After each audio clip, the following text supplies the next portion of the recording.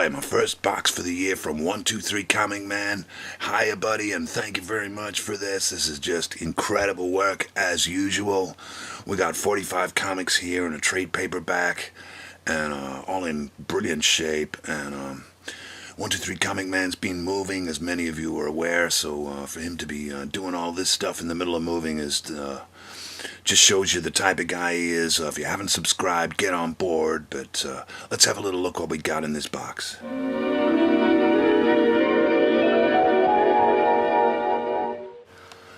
Okay, and from 1965, this is a Gold Key comic, Astro Boy #1. We're looking at the back cover here. I just wanted to show you the overall condition of this. It's got a little bit of soiling on the back and the front cover, but this thing is listed as scarce in the Overstreet Guide, so you know there's apparently like 100 copies or so known to exist. But apart from a little bit of soiling, and it's got a scratchy name up the top there, this is in pretty good condition for this particular comic. And before Astro Boy, there was Gigantor. Gigantor was the first manga cartoon that I saw when I was a kid. And he's obviously a pretty big deal, because check out this sculpture in Kobe. So, yeah, well and truly honored in his home country of Japan. Amazing sculpture. And after Gigantor, Astro Boy. And then after Astro Boy, you had Marine Boy. We couldn't see this in color. I didn't even realize it was in color, because we still had black and white TV back then. And after Marine Boy was possibly the greatest of all, Prince Planet. Everybody I knew loved this show. It was completely off the hook. 1969, and yeah, he just rocked the house completely. Prince Planet. But none of the other guys had their own comic, as far as I'm aware, back in the day. So it's kind of, you know, a real childhood thing for me. I must have been about 5 years old watching these. But from a comic perspective, this is one to definitely keep an eye out for, because you know, a copy even in this grade is probably worth about $50, $70, $100. And you can see inside a couple of little tears on the spine, one near the staples and a couple in the middle there. But beautiful cream pages. It's in great shape. A lot better shape than I thought I'd get it for, and I certainly didn't pay $50 for it. I lucked out. And check out these this Blam Blam Blam. They're offing the guy with the patch. And it occurred to me, it's pretty full on for a kid's comic. It occurred to me Gold Key don't have a comic code authority stamp on the covers. But that's just by the by. Here's a couple of other Gold Key things. Top Cat #11 and Top Cat #9 on the left. And this box of comics is just full of stuff that was wildly undergraded, and this is a great example. These were graded at very good, or at least very fine, so that was awesome. Okay, some Marvels. Inhumans and the Black Widow, Amazing Adventures #5. This completes my Inhumans run. I've got 1 to 10 now. Amazing Adventures, and you got Neil Adams' art on Inhumans, and Gene Colan on Black Widow, so nice and solid, that book, great book. Conan the Barbarian, with a bit of Barry Smith art, Conan #20. Jack Kirby, can't go wrong with Fantastic Four #95. That was just an upgrade in grading for me. I've got that one already. But Werewolf by Night #6, Carnival of Fear. This takes me back. Mike Plug, such a great artist, and yeah, he wrote the book on all these monster comics. He really deserves his own video. And Werewolf by Night there with Jack Russell and his sister. Werewolf by Night #14. And there's a bunch of great artists here now that I look at it. You got Frank Brunner doing these early bronze run of Frank Brunner doing these early Doctor Strange bronze comics.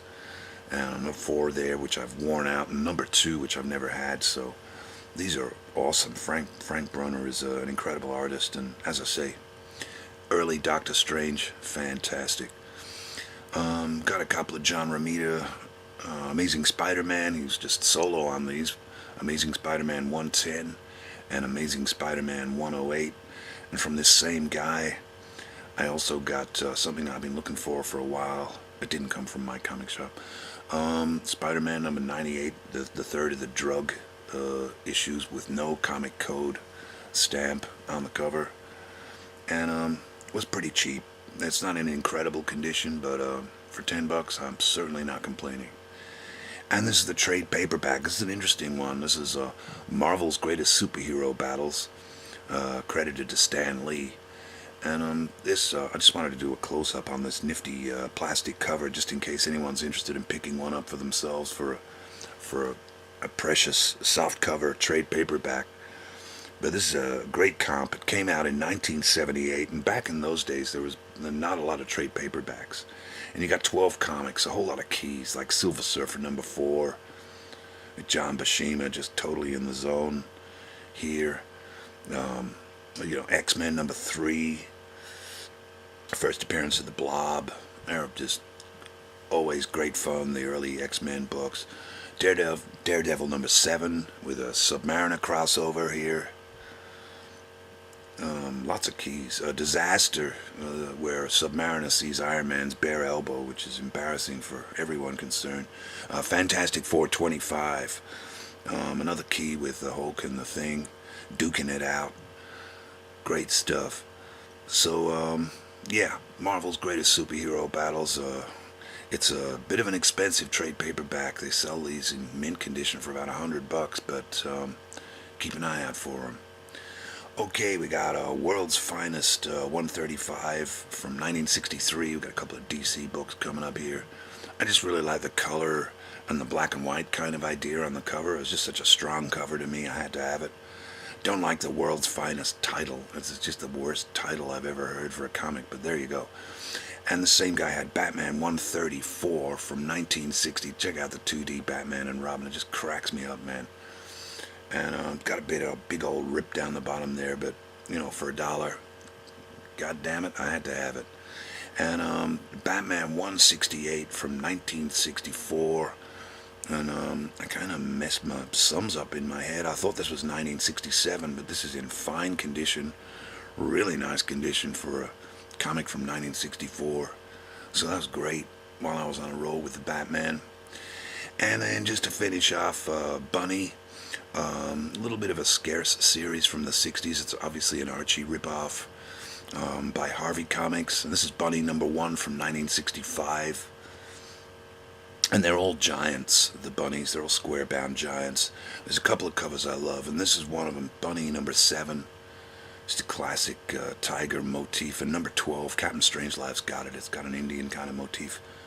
But classic bunny cover. But, yeah, okay, well, there's a few more things in the box, but we'll check them out in the very next video. So thanks for watching, everybody, and take care.